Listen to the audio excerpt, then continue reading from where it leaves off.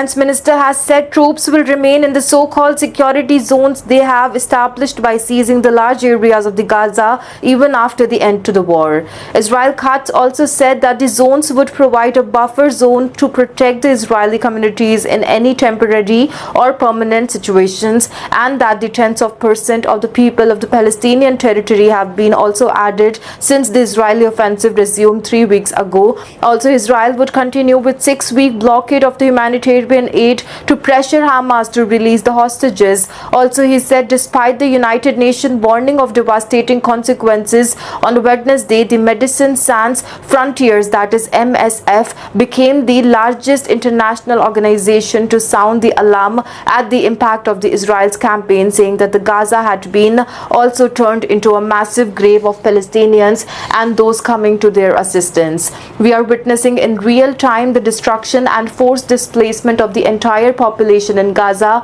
Amanda Bezerol, the charity's emergency coordinator in Gaza, said. Gaza's Hamas-run health ministry has said more than 1,650 people have been killed since the war resumed on the 18th of March.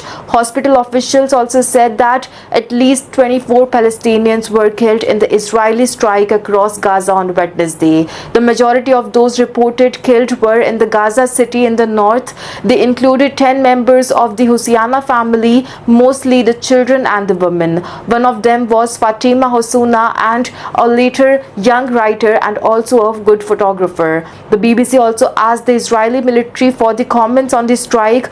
Also, the United Nations says 69% of the territory is now under active Israel military evacuation orders within a no-go zone running along the borders with the Israel and Egypt and the Wadi Gaza Valley south of the Gaza city, or both.